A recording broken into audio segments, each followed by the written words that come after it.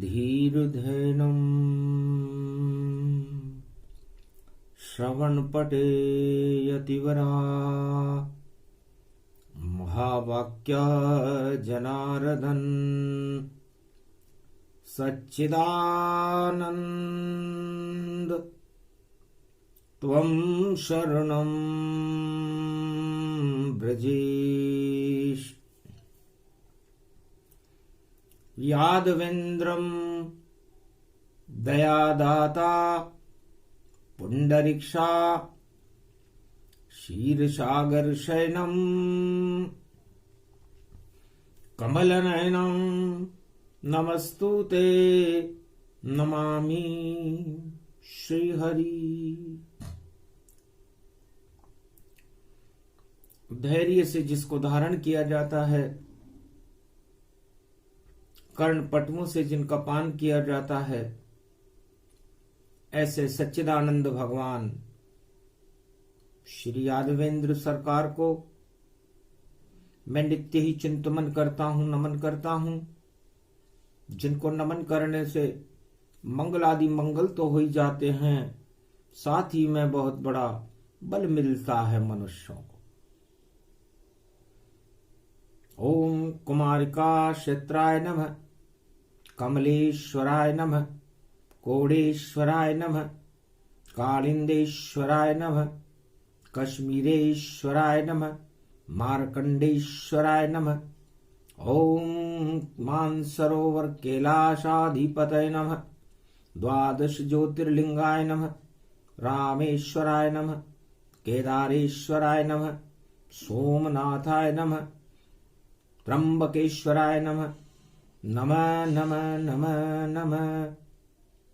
नमस्कार सब जगत गुरु को और प्रथम वंदना की।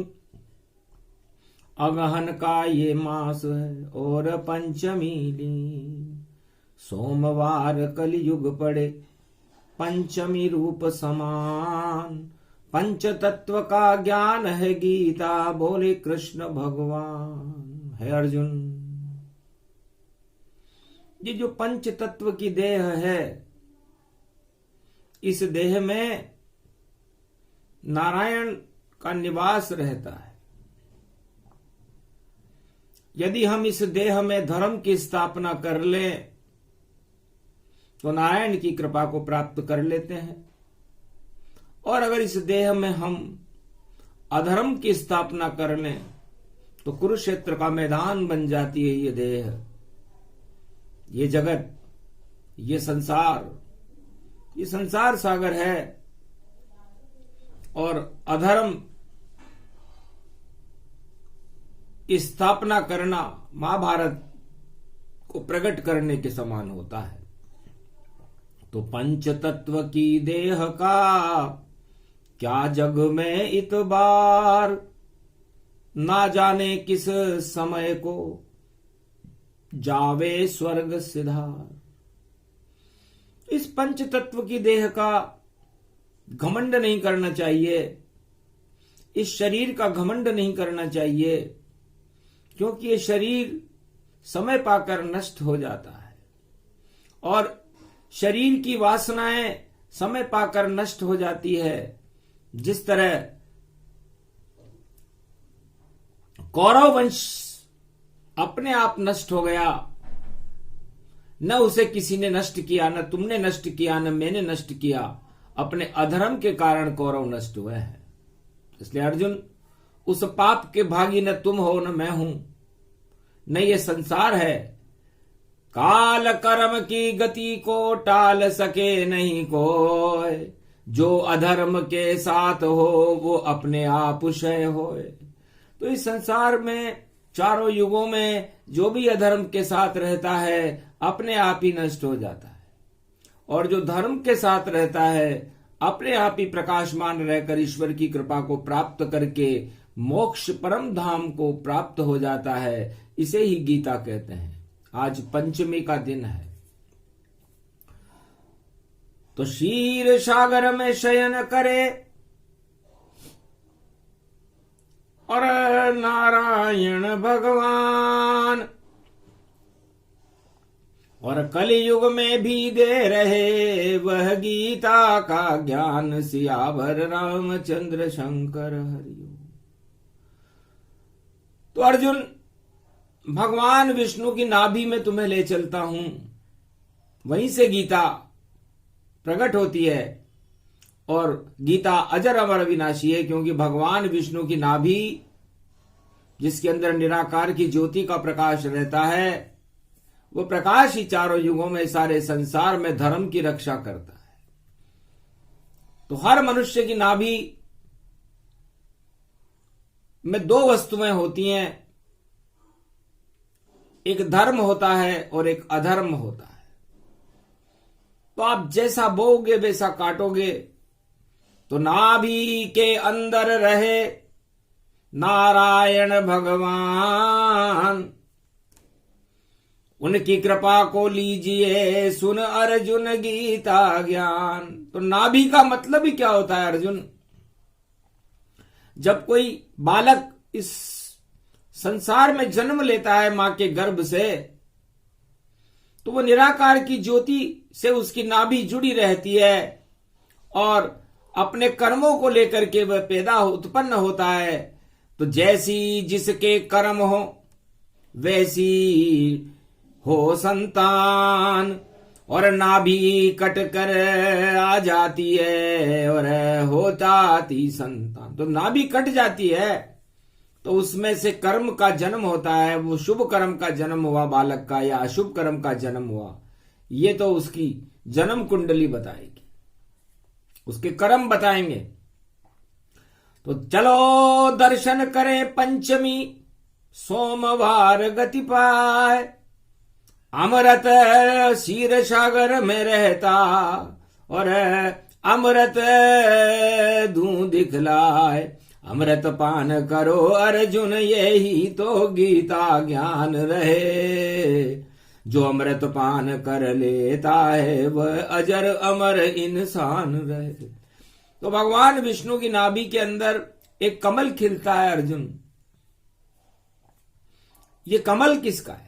ये शांति का कमल है, क्योंकि शांताकारं भुजंग शयनम भगवान विष्णु नयनं नयनं। मम हृदय मम नयन विना विराजो। विष्णु चार चतुर्भुजं स्वरूपं। शंख चक्र गदा पद्म धारणं। लक्ष्मी चरण चापते वंदारविंदम हृदयारविंदम। बस पूरी गीता नाभि से ही प्रारंभ होती है भगवान विष्णु की, और नाभि में ही सदा खिली रहती है। तो भगवान विष्णु का नाभि कमल है गीता। अवतार तो उसे जब उपयोग लेना होता है मृत्युलोक में तब गीता का अवतरण करते हैं। तो भगवान कृष्ण ने अपनी नाभि कमल में ज्ञान को प्रकट करके गीता को प्रकट किया। इसलिए गीता का जन्म भगवान कृष्ण की नाभि से हुआ, 5686 वर्ष पहले हुआ। और उसको पान करने वाला अर्जुन तुम हो, तो उस ज्ञान का अर्जुन करने के लिए तुम ज्ञान की संतान बन गए हो।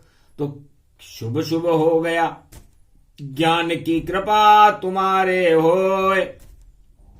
अजर अमर अविनाशी बन गए, तुम्हें मार सके नहीं कोई। इसलिए अर्जुन, भगवान विष्णु की नाभि का अमृत गीता बनकर जब अवतरित हुआ, तो सबसे पहले जैसे मां अपने बच्चे को दूध पिलाती है, तुम बालक बनकर के भगवान कृष्ण की आत्मा का दुग्धपान, ज्ञान का दुग्धपान तुमने किया, तो तुम सशरीर वैकुंठ को आओगे। क्योंकि क्षय भी कहीं नहीं हो सकता, अग्नि भी तुम्हें नहीं छू सकती, और देखो कोई शक्ति भी और पास तुम्हारे रह नहीं सकती। अग्नि और बर्फ तुम्हें कभी गला नहीं पाए, कैसी भी अग्नि लगे तुम्हें जला नहीं पाए। कैसा भी हो अस्त्र शस्त्र काट सके नहीं तो, इतनी शक्ति गीता में जो कृष्ण की नाभि होए। तो कृष्ण का नाभि कमल है, और नाभि कमल से उन्होंने जिस अमृत को प्रकट कर दिया, कुरुक्षेत्र महाभारत के मैदान में हस्तिनापुर में प्रकट किया, तो हस्ती बन गई। तो गीता हस्ती भारत की, और शक्ति कृष्ण भगवान। जो भी इसका पान करे उसकी बढ़ जाए शान, सियावर रामचंद्र शंकर हरिओम। तो विष्णु की नाभि को देखो, जो कमल वहां पर खिलता है, उस कमल से ज्ञान उत्पन्न हुआ, वह शिव का रूप ही बनता है। तो ज्ञान निकला।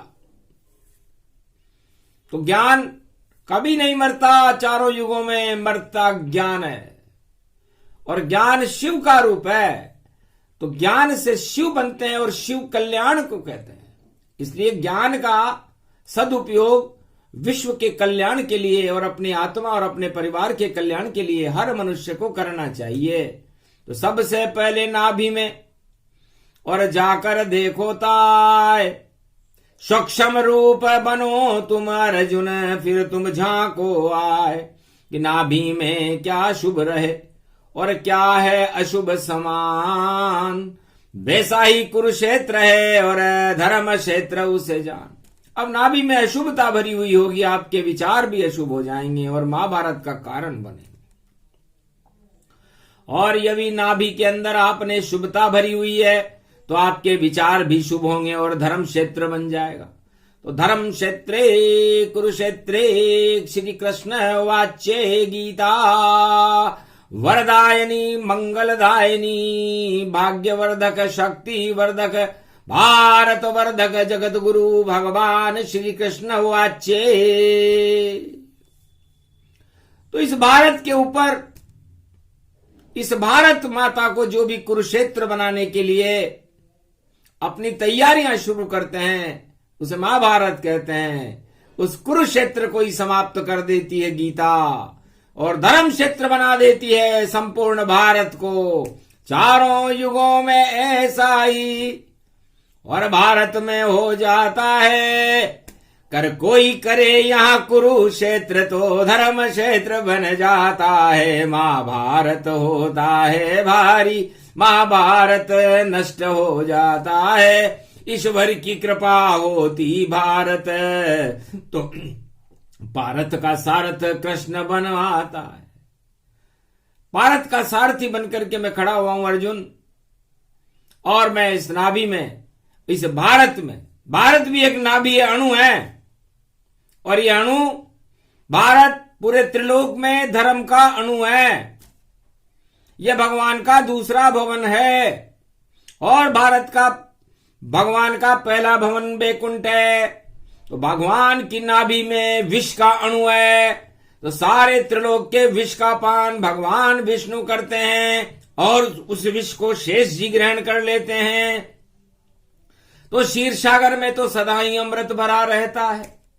तो क्षीर सागर तो अमृतमय है, क्योंकि भगवान विष्णु जिस शेष शैया पर विराजमान रहते हैं, उन्होंने कह रखा है, शेष जी हमारे आसपास भी विष नहीं आना चाहिए। आप फुकारे मारते रहो, और जो भी विष हमारे ऊपर फेंके या हमारे भवन भारत पर फेंके, उसको आप ग्रहण कर लो।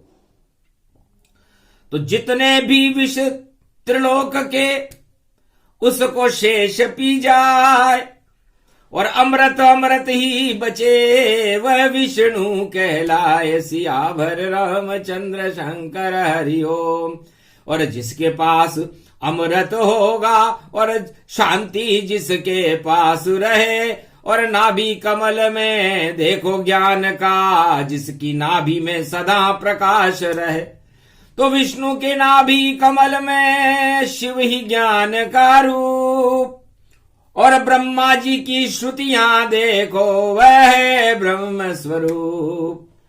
और जिस उसको मिलती है लक्ष्मी, जो ब्रह्म ज्ञान को जानता है, जो फैलाता है जगत में त्रिलोक में शांति, और विष्णु का वह पहचानता है।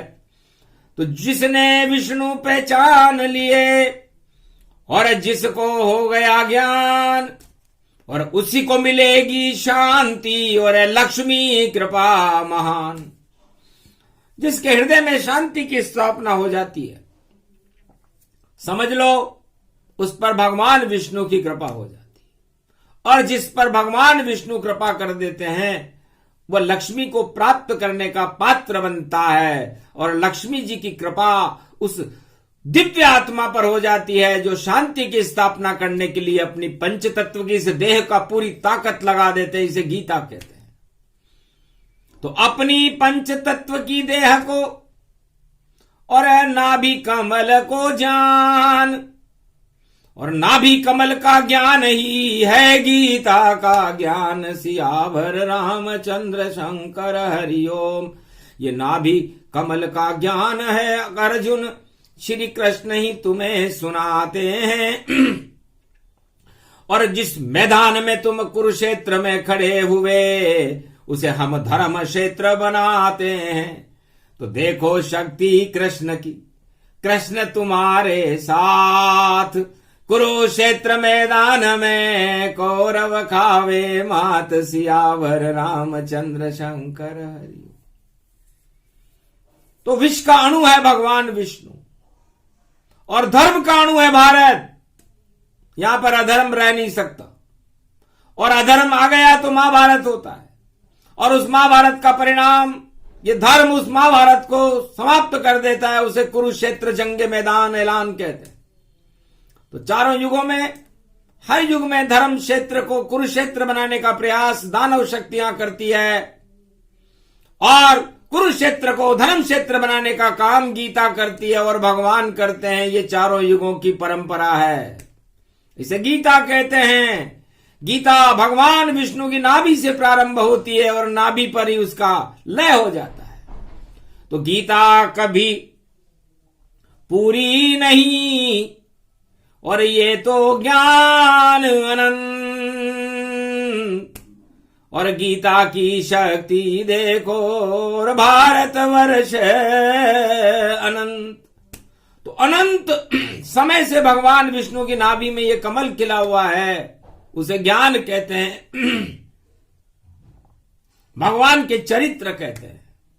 और तुलसीदास जी ने लिखा, भगवान शंकर भी कहते हैं अपने अनुभव में कि हरि चरित्र हरि रूप अनंता, गावे कहें वेद श्रुति संत।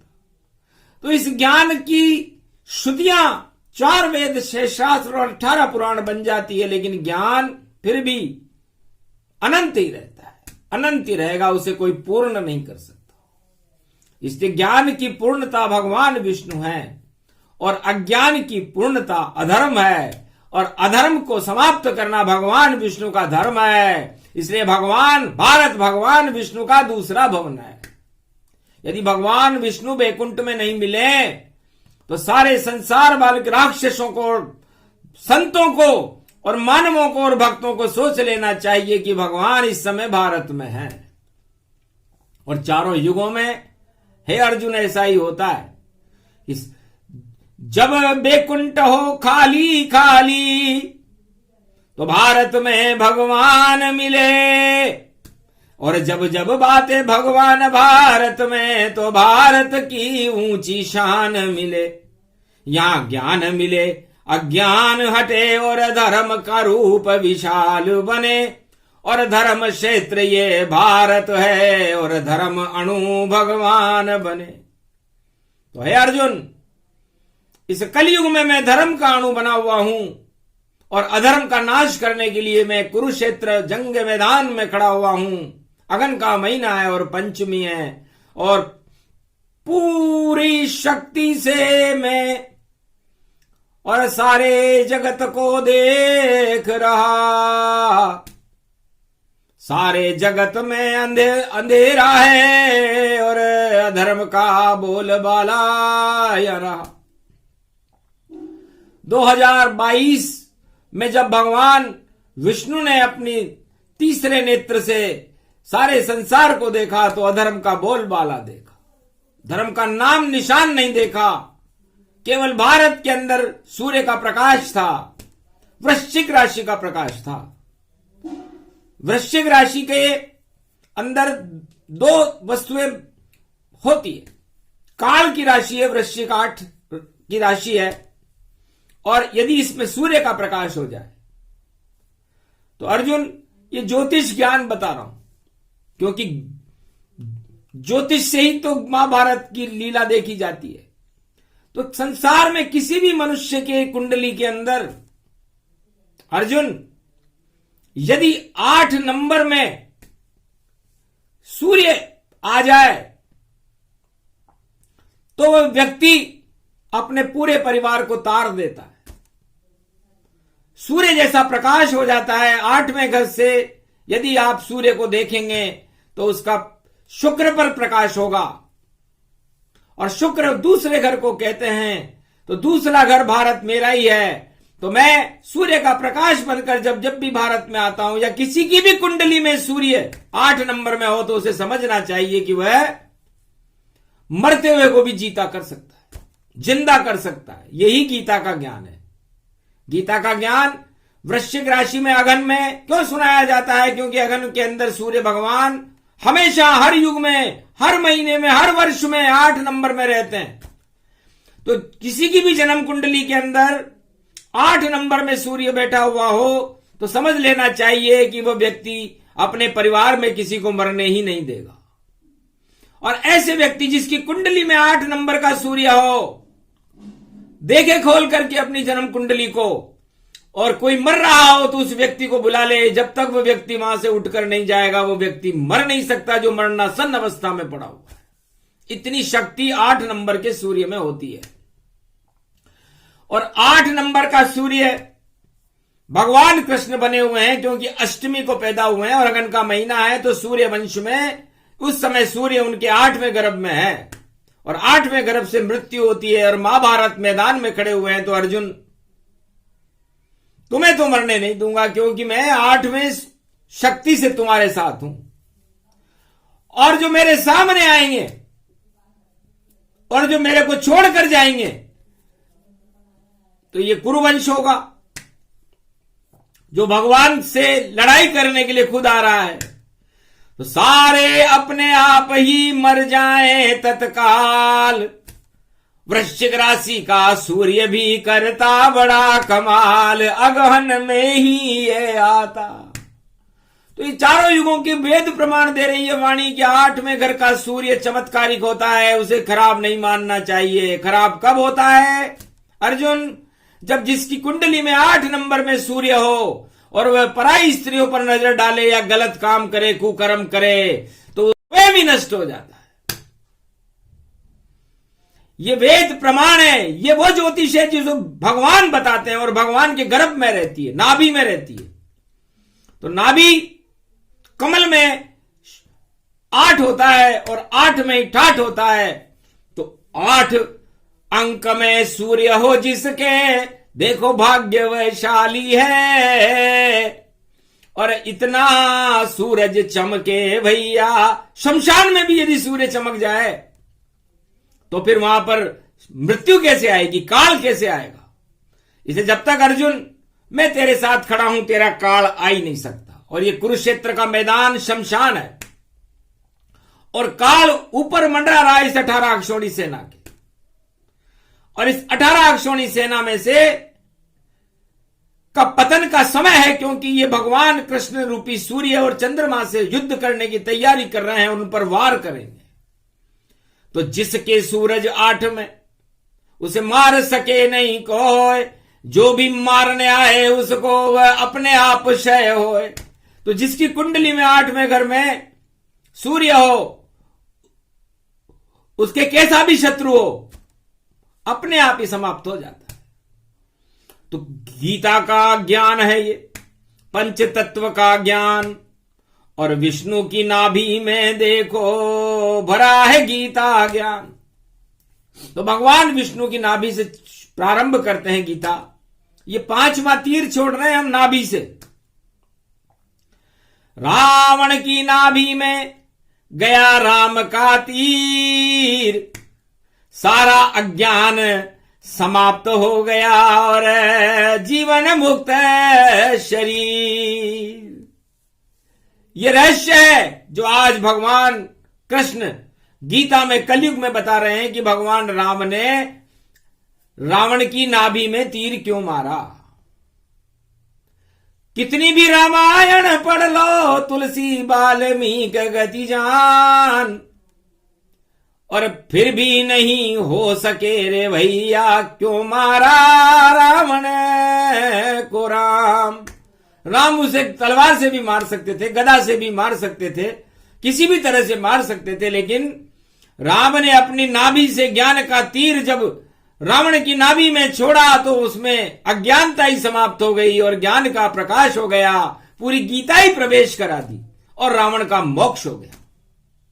तो गीता मोक्षदायिनी है। अब आप कहोगे कि गीता तो वहां थी नहीं, वहां तो राम भगवान, अरे गीता कभी नहीं अवतरित हो, वह तो देखो विष्णु का ज्ञान। तो भगवान विष्णु की नाभि में रहती है गीता, इसीलिए तो उसकी जयंती मनती है, क्योंकि वो मुरझाता नहीं है। भगवान विष्णु का नाभि कमल कभी किसी ने मुरझाता हुआ देखा हो तो बता दो। सारे कमल मुरझा जाते हैं और जब मिलता नहीं चुल्लू भर पानी, तो कमल गए कुमलाए, जब मिला नहीं चुल्लू भर पानी, तो सारे कमल मुरझा जाते हैं और कीचड़ कमल में होए। तो कमल जो मुरझाने वाले कमल हैं वो कीचड़ में खिलते हैं अर्जुन। और भगवान विष्णु का नाभि का कमल क्षीर सागर में खिलता है, अमृत में खिलता है, तो वो मुरझाएगा कैसे। तो कमल कमल बस एक है, विष्णु कमल ही हो, विष्णु की नाभि से निकले और वही कमल अमृत होए। वो अमृत उसी कमल में रहता है, बाकी सारे कमल धूमिल हैं, कीचड़ में मिल जाते हैं, मुरझा जाते हैं। और उस कमल के ऊपर किसका स्थापत्य होता है? उस कमल पर कमला बैठती है लक्ष्मी। तो उस कमल पर अधिकार है लक्ष्मी का, इस कारण प्रिय लक्ष्मी को लगे और लक्ष्मी के खातिर पूरा त्रिलोक और चारों युग में भगे भगे। पर लक्ष्मी तो बस उसी कमल पर देखो दिखाती शान, बाकी सारे कमल ही और सब निस्तेज मान। जितने भी कमल हैं जगत में, त्रिलोक में कहीं भी खिलते हो, सब शून्य है, लक्ष्मी उस पर विराजमान नहीं होती। ये भगवान कृष्ण ने गीता में अर्जुन को बताया। अर्जुन भौचक्का रह गया कि भगवान कह क्या रहे। इसलिए भगवान के मुखार बिंद में रहती है। और राम भी भगवान विष्णु का ही पूर्ण अवतार है, 12 कला का। और भगवान कृष्ण 16 कला के अवतार हैं भगवान विष्णु के। और कल की भगवान 64 कला के अवतार हैं भगवान विष्णु के, जो कलयुग में आएंगे। तो एक ही कमल काफी यहां, जो ज्ञान को दे फैलाए। सदी की ईस्वी में खिल जाएगा कमल, फिर कभी नहीं मुरझाए। कुरुक्षेत्र तब तक जितने सारे क्षय हो जाए, और विष्णु का जब कमल खिले कलयुग में, तो धर्म क्षेत्र बन जाए। भारत उस समय धर्म क्षेत्र बन चुका होगा 21वीं शताब्दी में, जब कमल खिलेगा। भगवान कल की भगवान की नाभि से खिलेगा, उसका किसी कमल से कोई लेना देना नहीं। वह कमल अजीब गरीब है वह, और देखो उसकी खुशबू फैले और सारा जगत उस खुशबू में, और देखो अपना जीवन है पहले, और सारा जगत प्रसन्न हो और महक जगत सब जाए। कल की भगवान की नाभि से जब कमल जाए प्रगट, तो ज्ञान ही ज्ञान उस कमल में, और ज्ञान जगत गुरु हो। कल की भगवान की कृपा से कलयुग में 21वीं सदी में हो, 21वीं सदी में भारत विश्व का जगत गुरु होगा। और तब कल की भगवान अपनी नाभि में ज्ञान का कमल खिलाएंगे। अज्ञानता के कमल तो चारों युगों में खिलते रहते हैं और चारों युगों में मुरझाते रहते हैं, लेकिन ज्ञान का कमल खिलने का समय भारत में आ चुका है। अर्जुन, ये गीता में द्वापर में नहीं, तुझे कलयुग में सुना रहा हूं। तो सारी गतिविधियां कलयुग की और पंच तत्व में गाऊंगा, और जितने घन घमंड इस कलयुग में मैं सबको दूर भगाऊंगा। जो सुने कृष्ण की गीता को उसको बलवान बनाऊंगा। वह सब भक्त होएंगे मेरे संग, मैं उनको ही पुजवाऊंगा। द्वापर में तो पुज गया अर्जुन और कलयुग पुजे तमाम। जो भजले कृष्ण के नाम को वह कल की भगवान। त्वम शरणम ब्रजेश है उनका अद्भुत मंत्र। जो भी शरण रहे ब्रजेश की और वह हो परम स्वतंत्र। तो परम स्वतंत्र न सिर पर कोई, ये गीता का ज्ञान है जोई। भारत में कलयुग में सुनावा, भारत को जगत गुरु बनावा। भक्त बने कल की के सारे, अंधकार हट जावे सारे। कुरुक्षेत्र का नाश भवानी, प्रगटी कृष्ण की कलयुग वाणी। धर्म क्षेत्र भारत बने और जगत गुरु कल की भगवान। और ज्ञानमय ये भारत होगा, धर्म गुरु इसे मान। धर्म श्रृंखला धर्म की शक्ति भारत होए। भारत बन जाए धर्म क्षेत्र और कुरुक्षेत्र क्षय होए। तो कुरुक्षेत्र को धर्म क्षेत्र बनाना ही तो गीता है। धर्म क्षेत्रे कुरुक्षेत्रे श्री कृष्णा वाच्ये ज्ञान शक्ति दुर्धनाम धम धया स्वतनमयो परितेरनाम ताम ताम जियम ज्योति ज्योतिमय नाम नाभि कमल जानो रूप तनय गंड मानो। रे को गीता ज्ञान की सुरसुरी प्यागट हो गई। भारत की जय जय हो गई, अधर्म शक्ति क्षय हो गई। ये गीता का है तीर पांचवा, जो पृथ्वी में जय हो गई। तो नाभि कमल से कृष्ण ने मारा पांचवा तीर।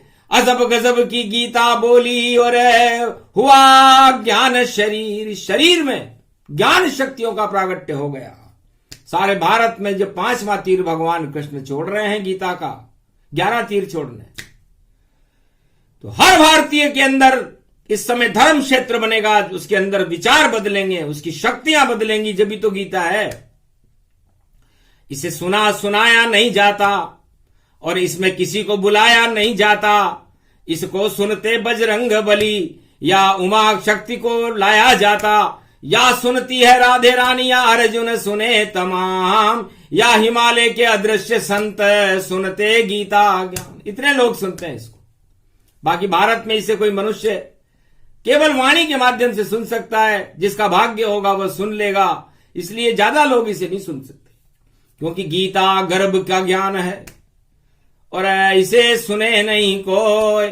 जिस पे ईश्वर की कृपा वही सुनेगा जो। सियावर रामचंद्र शंकर हरिओम। तो अद्भुत ज्ञान तुम्हें ये सुनाया, ये सब श्री कृष्ण की माया। कलयुग में वाणी में गाया और पांचवा तीर कृष्ण चलाया। जितने भारत में 1.25 अरब सबके घुस गया तीर। अंधकार हट गया सबका और किस्मत बदली तकदीर। उनकी तकदीर को बदलने के लिए, भारत माता की तस्वीर को बदलने के लिए, भारत से अज्ञानता को हटाने के लिए, भारत देश को विश्व का जगत गुरु बनाने के लिए भगवान कृष्ण पूरी ताकत लगा रहे हैं 8 वृश्चिक राशि के सूर्य में। इसलिए वृश्चिक राशि के सूर्य को बहुत शक्तिशाली मानना चाहिए। और वह शक्ति केवल अगन के महीने में होती है, और 8 में भगवान कृष्ण होते हैं और सारी अधर्म की शक्तियों को निस्तेज कर देते हैं। इसलिए सूर्य को करो प्रणाम, शक्ति प्रगटाई, और सुषमना की शक्ति भारत फैलाई। ये सुषमना का ही ज्ञान गीता को मानो, और सूर्य वंश इक्ष्वाकु वंश में जानो। इक्ष्वाकु वंश भी सूर्य का वंश है और सूर्य वंश में ही राम जी है। तो ये ज्ञान उनकी आत्मा में, उनके प्रकाश में, उस सूर्य की ऊर्जा में सुरक्षित रहता है। और 8 का जब महीना आता है, रात सूर्य वृश्चिक राशि में प्रवेश करते हैं, तभी वो ज्ञान अवतरित होता है, अन्य दिनों में नहीं। इसलिए 1 महीने से ज्यादा नहीं चले गीता ज्ञान, जब तक वृश्चिक में सूर्य है, बोलेंगे कृष्ण भगवान, सुने सुनाए जो इसे। ये गीता का प्रसंग अद्भुत ज्ञान भरा है, इसमें हम सब भारत के संग। श्री कृष्ण के रंग है श्याम रंग, इसे जान, भारत पे श्याम रंग चढ़ा रहे हैं, देखो कृष्ण भगवान। तो पूरा भारत कृष्ण में श्याममय हो गया, और इसे ही गीता कहते हैं। तो जिस पर श्याम रंग चढ़ जाए, तो अर्जुन तुझ पर मैंने श्याम रंग चढ़ा दिया, अब तुझ पर कोई और रंग, काम क्रोध मद लोभ के ये रंग नहीं चढ़ेंगे। कोई कितना भी रंगरेज हो, पर रंग चढ़ा नहीं पावेगा। और सबसे बड़ा रंगरेज है श्री कृष्ण, जो तुझ पर रंग चढ़ावेगा। ये ज्ञान का रंग ये गीता है, अर्जुन तुझ पर ये चढ़ा दिया। और भाई को देखो, कृष्ण ने आपस में ही लड़ा दिया। तो लड़ते लड़ते जीत जाओगे, और तुम पांडव गतिमान। और जितने भाई कौरव हैं तुम्हारे, बन जावे शमशान। विजय श्री गीता की होगी, तो ये विजयश्वरी सुनाई। अमोघ शक्तिम सर्वशक्ति जगदम्बे महालक्ष्मी, अर्धंगति दावती झांति जनकती जमुना। ये शक्ति भारत को प्रदान करते हैं कि भारत में हर आत्मा में ज्ञान रहे, और यहां पर धर्म की जय जयकार हो, और अधर्म का कुरुक्षेत्र हर युग में समापन समारोह होकर के, और वह अपने आप ही समाप्त हो जाएं। ऐसी कृपा भगवान कृष्ण इस भारत पर कर दें। ये वाणी की प्रार्थना है, इसे भगवान कृष्ण स्वीकार करें। बोलो जय श्री कृष्ण, जय भारत माता, जय गीता माता। वे भी नष्ट हो जाता है। ये वेद प्रमाण है, ये वो ज्योतिष है जिसको भगवान बताते हैं, और भगवान के गर्भ में रहती है, नाभि में रहती है। तो नाभि कमल में 8 होता है, और 8 में ही ठाठ होता है। तो 8 अंक में सूर्य हो जिसके, देखो भाग्यवशाली है। और इतना सूरज चमके भैया, शमशान में भी यदि सूर्य चमक जाए, तो फिर वहां पर मृत्यु कैसे आएगी, काल कैसे आएगा। इसे जब तक अर्जुन मैं तेरे साथ खड़ा हूं, तेरा काल आ ही नहीं सकता। और ये कुरुक्षेत्र का मैदान शमशान है, और काल ऊपर मंडरा रहा है इस 18 अक्षौणी सेना के। और इस 18 अक्षौणी सेना में से का पतन का समय है, क्योंकि ये भगवान कृष्ण रूपी सूर्य और चंद्रमा से युद्ध करने की तैयारी कर रहे हैं, उन पर वार करेंगे। तो जिसके सूरज 8 में, उसे मार सके नहीं कोई, जो भी मारने आए उसको वह अपने आप क्षय होए।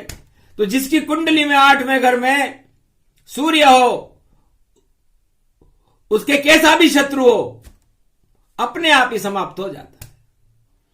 तो गीता का ज्ञान है ये, पंच तत्व का ज्ञान। और विष्णु की नाभि में देखो भरा है गीता ज्ञान। तो भगवान विष्णु की नाभि से प्रारंभ करते हैं गीता। ये 5वां तीर छोड़ रहे हैं हम नाभि से। रावण की नाभि में गया राम का तीर, सारा अज्ञान समाप्त हो गया और जीवन मुक्त शरीर। ये रहस्य है जो आज भगवान कृष्ण गीता में कलयुग में बता रहे हैं कि भगवान राम ने रावण की नाभि में तीर क्यों मारा।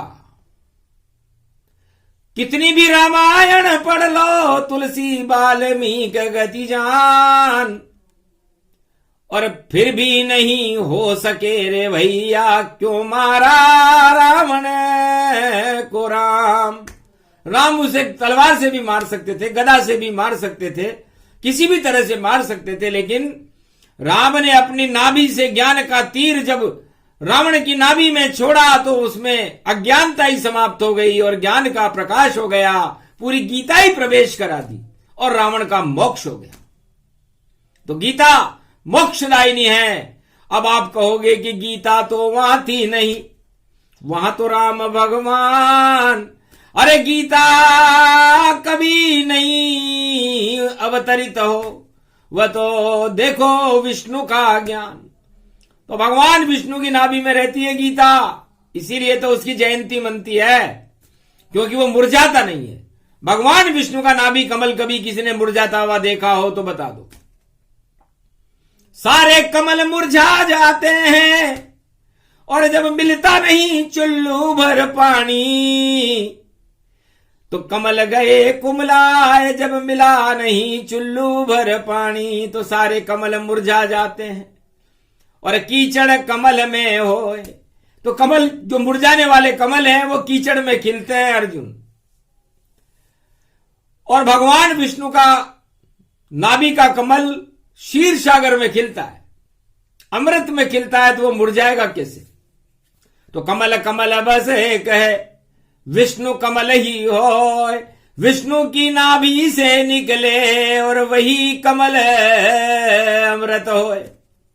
वो अमृत उसी कमल में रहता है, बाकी सारे कमल धूमिल हैं, कीचड़ में मिल जाते हैं, मुरझा जाते हैं। और उस कमल के ऊपर किसका स्थापत्य होता है? उस कमल पर कमला बैठती है लक्ष्मी, तो उस कमल पर अधिकार है लक्ष्मी का। इस कारण प्रिय लक्ष्मी को लगे और लक्ष्मी के खातिर पूरा त्रिलोक और चारों युग में भगे भगे, पर लक्ष्मी तो बस उसी कमल पर देखो दिखाती शान, बाकी सारे कमल ही और सब निस्तेज मान। जितने भी कमल हैं जगत में त्रिलोक में कहीं भी खिलते हो सब शून्य है, लक्ष्मी उस पर विराजमान नहीं होती। ये भगवान कृष्ण ने गीता में अर्जुन को बताया। अर्जुन भौचक्का रह गया कि भगवान कह क्या रहे। इसलिए भगवान के मुखार बिंद में रहती है, और राम भी भगवान विष्णु का ही पूर्ण अवतार है 12 कला का, और भगवान कृष्ण 16 कला के अवतार हैं भगवान विष्णु के, और कल की भगवान 64 कला के अवतार हैं भगवान विष्णु के, जो कलयुग में आएंगे। तो एक ही कमल काफी यहां जो ज्ञान को दे फैलाए, सदी 21वीं में खिल जाएगा कमल फिर कभी नहीं मुरझाए। कुरुक्षेत्र तब तक जितने सारे क्षय हो जाए, और विष्णु का जब कमल खिले कलयुग में तो धर्म क्षेत्र बन जाए। भारत उस समय धर्म क्षेत्र बन चुका होगा 21वीं शताब्दी में, जब कमल खिलेगा भगवान कल की भगवान की नाभि से खिलेगा। उसका किसी कमल से कोई लेना देना नहीं, वह कमल अजीब गरीब है वह, और देखो उसकी खुशबू फैले और सारा जगत उस खुशबू में, और देखो अपना जीवन है पहले और सारा जगत प्रसन्न हो और महक जगत सब जाए। कल की भगवान की नाभि से जब कमल जाए प्रगट, तो ज्ञान ही ज्ञान उस कमल में, और ज्ञान जगत गुरु हो।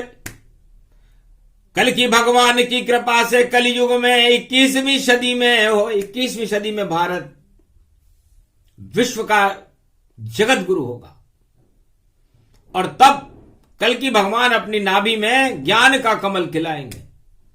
अज्ञानता के कमल तो चारों युगों में खिलते रहते हैं और चारों युगों में मुरझाते रहते हैं, लेकिन ज्ञान का कमल खिलने का समय भारत में आ चुका है।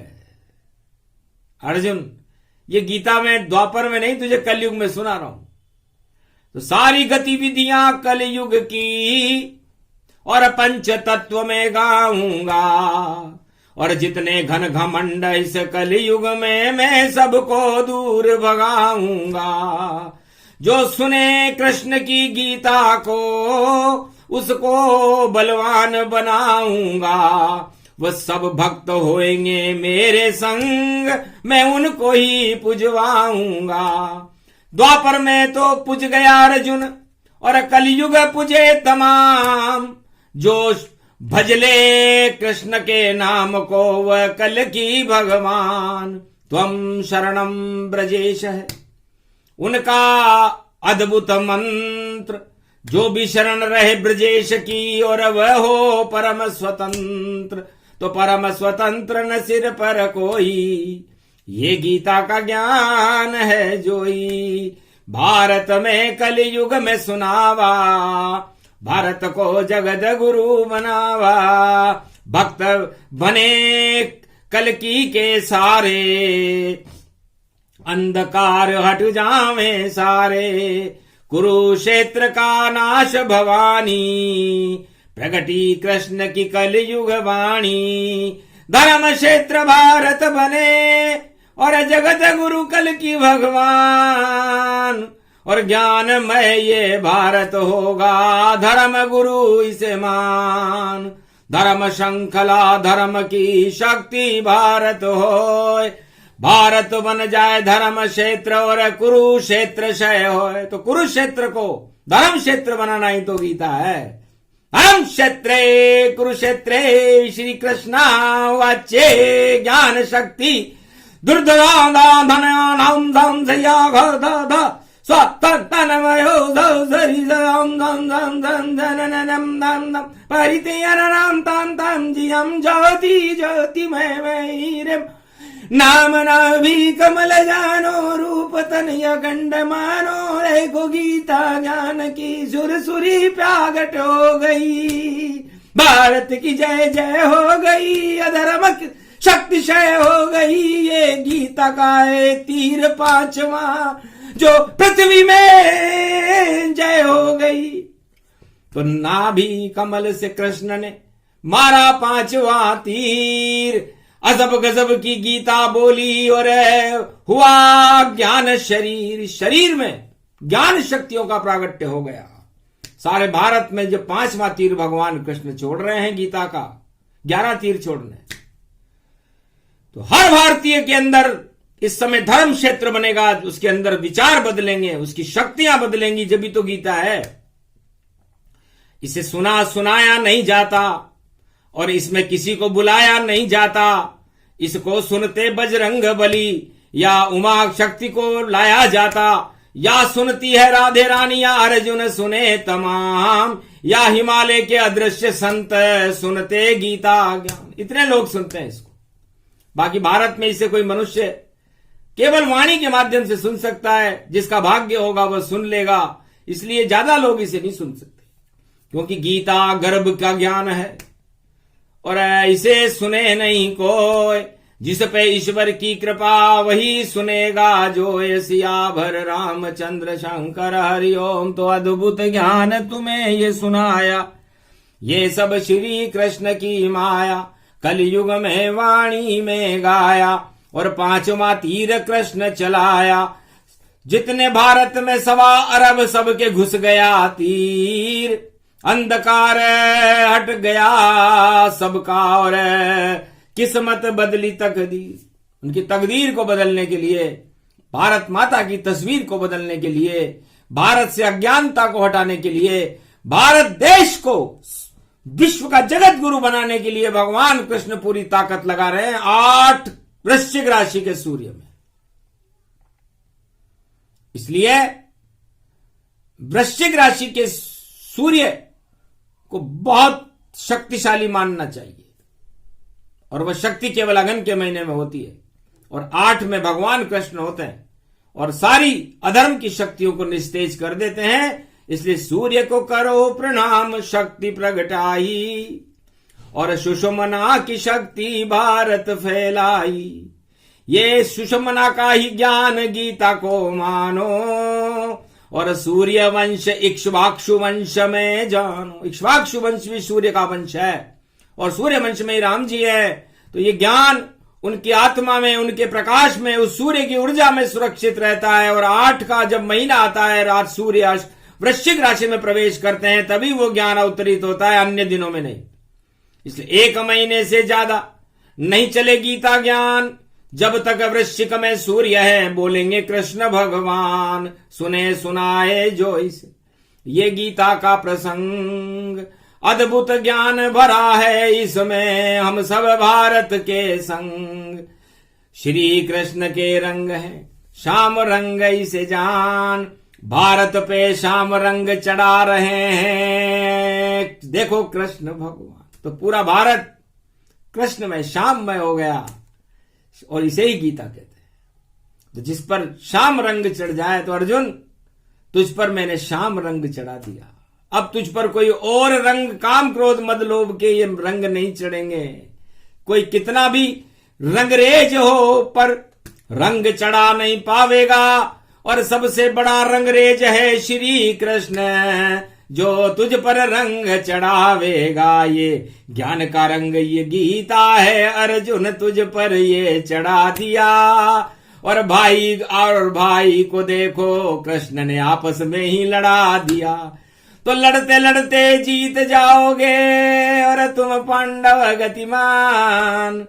और जितने भाई कौरव हैं तुम्हारे, बन जावे शमशान। विजय श्री गीता की होगी, तो ये विजयश्वरी सुनाई।